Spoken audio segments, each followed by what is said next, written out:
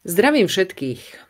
Dnes si niečo povieme o tom, za akých okolností a kto vymenováva vládu Slovenskej republiky. Na to, aby sme sa mohli touto otázkou vôbec zaoberať, by bolo možno fajn, keby sme si povedali um, to takzvané, alebo priblížili to takzvané trojdelenie moci v štáte. Ono totižto moc pochádza od občanov a oni ju delegujú hlavne teda na zákonodárnu moc, ale aj napríklad prezident je volený priamo občanmi. Ale vráťme sa teda k trojdeleniu moci. Trojdelenie moci znamená, že my poznáme v štáte zákonodárnu, výkonnú a súdnu moc. Tej súdnej sa moc dnes venovať nebudeme, ale niečo si povieme o tej zákonodárnej a výkonnej. Tá výkonná moc, tá zákonodárna moc sa tvorí v parlamente.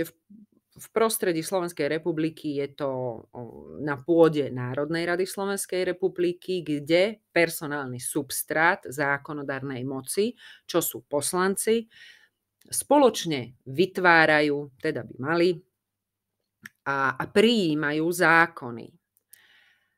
A výkonná ich potom realizuje. Skúsme si to predstaviť asi zhruba tak, ako keď skladateľ napíše nejakú skladbu. Napríklad Beethoven napíše skladbu a odovzdajú dirigentovi, ktorý je v našom prípade, by sme ho mohli pomenovať ako predseda vlády. Ten si tú skladbu naštuduje, čiže ten predseda vlády pozrie ten zákon, potom to so svojím orchestrom, ktorý naozaj tvrdo a pilne cvičili celý svoj život, aby sa teda dostali do toho orchestra, tak s nimi to naštuduje a potom tú skladbu zahrá nám, ľuďom v publiku, a my z toho máme zážitok. A úplne rovnako by to malo fungovať aj čo sa týka prijímania zákonov. Potom by tie zákony mala realizovať výkonná moc v náš prospech, aspoň teda tak by malo fungovať pôsobenie politikov, či už v zákonodárnej moci, alebo pri výkonnej, aby prijímali a uplatňovali a aplikovali a implikovali, skrátka privádzali zákony do života, ktoré budú v náš prospech. Teraz sa dostávame k tej ďalšej otázke. Kto tvorí výkonnú moc na Slovensku? Na Slovensku máme dvojzložkovú, respektíve máme tam dva subjekty, ktoré tvoria výkonnú moc. Jedným z tých subjektov je prezident Slovenskej republiky. Ústava stanovuje, že hlavou Slovenskej republiky je prezident. Druhý subjekt, ktorý my máme, ktorý je súčasťou výkonnej moci, je vláda Slovenskej republiky. A tá je podľa Ústavy Slovenskej republiky vrcholným orgánom výkonnej moci. Aké majú také tie základné funkcie, to všetko je uvedené v ústave, ale povedzme si tú základnú úlohu prezidenta Slovenskej republiky. Tá je skrytá alebo odkrytá v článku 101 odsek 1, druhá veta, alebo teda aj tak skôr povedané, že v druhej časti druhej vety tohto článku a odseku 1 a hovorí, že prezident svojim rozhodovaním zabezpečuje riadny chod ústavných orgánov. Čo to teda znamená? Je to len pretavenie toho známeho ryba smrdí od hlavy, to znamená, že osobnosť prezidenta je garantom poriadku v tom ktorom štáte, teda konkrétne na Slovensku. Čiže podľa toho, akého máme prezidenta, taký máme poriadok alebo chaos. Poďme teda ďalej. Jednou z hlavných úloh alebo právomocí prezidenta, skôr tak by som to povedala, sa skrýva v článku 102 odsek 1 písmeno G. A to hovorí, že prezident vymenúva a odvoláva predsedu a ostatných členov vlády Slovenskej republiky, poveruje ich riadením ministerstiev a prijíma ich demisiu a tak ďalej. Pre nás je dôležité, že vymenúva a odvoláva predsedu a ostatných členov vlády Slovenskej republiky. To znamená, že to je kompetencia prezidenta Slovenskej republiky vybrať si, kto bude predseda vlády a potom poveriť, teda vymenovať aj ostatných členov vlády, lebo tam máme ešte podpredsedov a ministrov, no a teda poveriť ich riadením ministerstiev. Teraz dostávame sa k ďalšiemu takému bodu, a to, kto môže byť predsedom vlády a kto ministrom. No, za predsedu vlády, a toto všetko je skryté v ústave, alebo teda respektíve by malo byť odkryté, ale pozrime sa na článok 110 odsek 2. Zacitujme si. Za predsedu vlády môže byť vymenovaný každý občan Slovenskej republiky, ktorý je voliteľný do Národnej rady Slovenskej republiky. Teraz, kto môže byť ministrom, to je v článku 111. A prosím, počúvajte ten rozdiel, alebo si všimnime spoločne ten rozdiel, čo hovorí článok 110, odsek 2 a čo hovorí článok 111.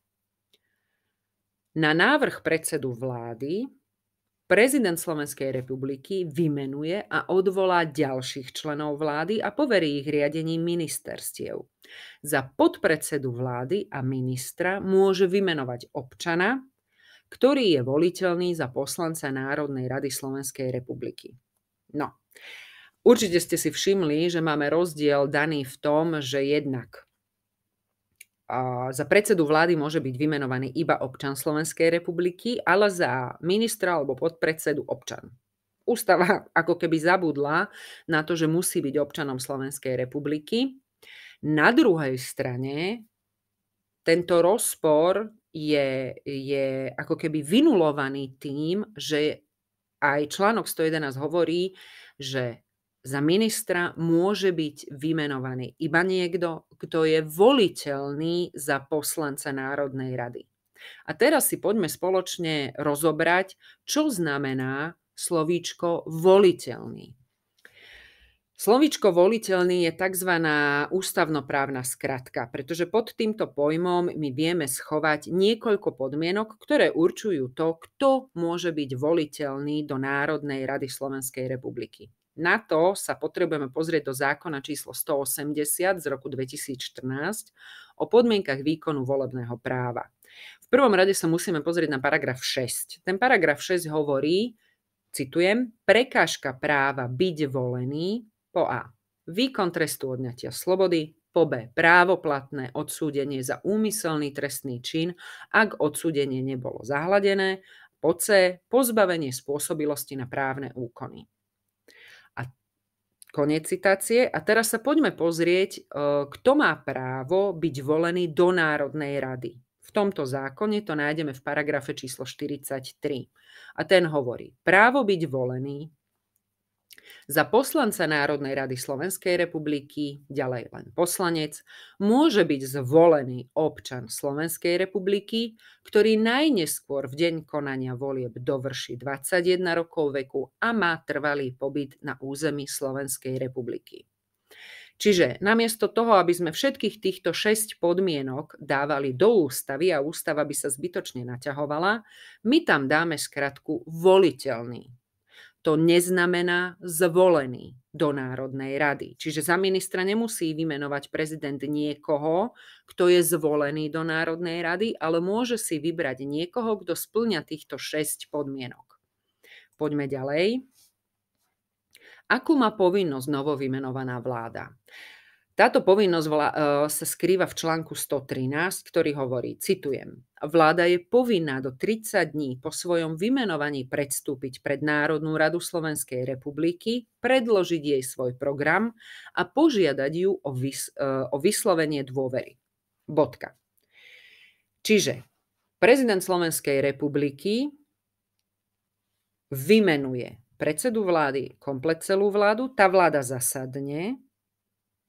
Človek by predpokladal, že vždy prezident, ktorý má priamy mandát od občanov, sa bude k štátu stavať zodpovedne a vymenuje ľudí, ktorí na tú funkciu budú mať kapacitu a odbornosť.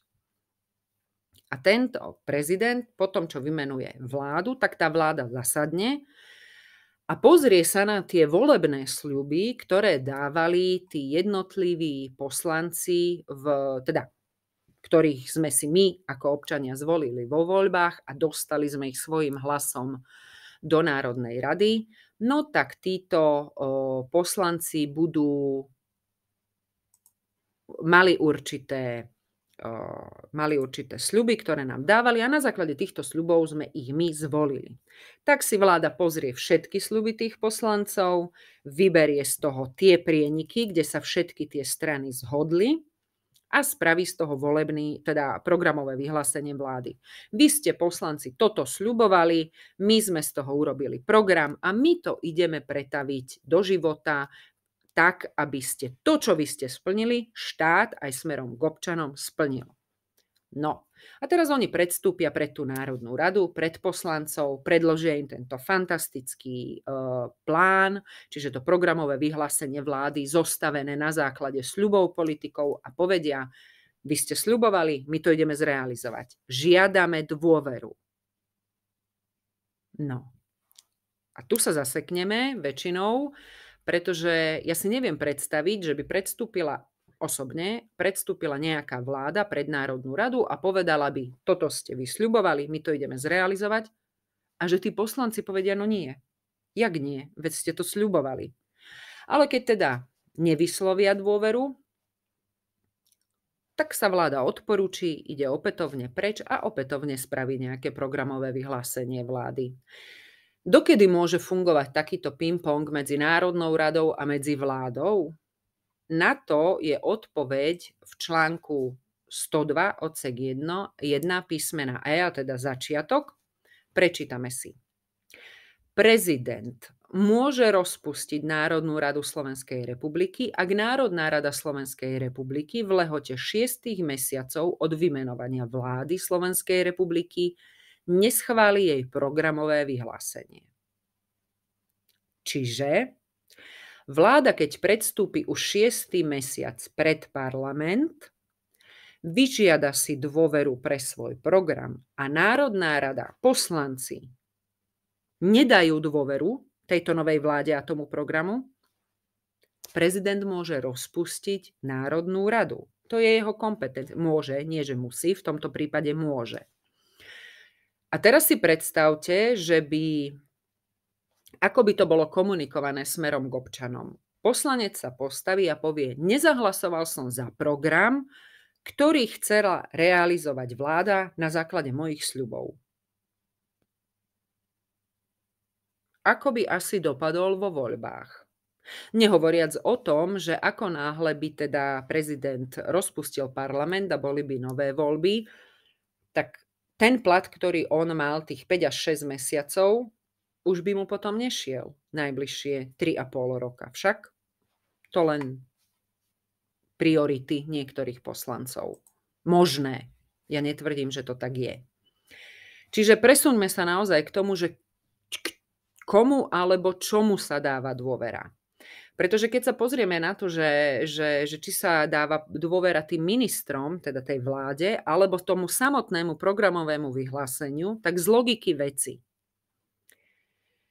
Národná rada Slovenskej republiky sa skladá zo 150 poslancov. To znamená zo 150 ľudí, ktorí sa možno predtým nikdy v živote ani nevideli. Na druhej strane vláda Slovenskej republiky sa skladá plus minus 16 ministrov. A teraz si predstavme takúto situáciu.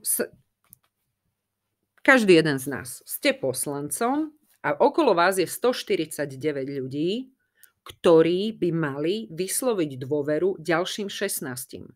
Aká je pravdepodobnosť, že vy ako poslanec poznáte tých 149 ľudí, ktorí sú v parlamente, že sa zhodnete na tom, všetci, väčšina, že dáte dôveru ďalším 16 ľuďom?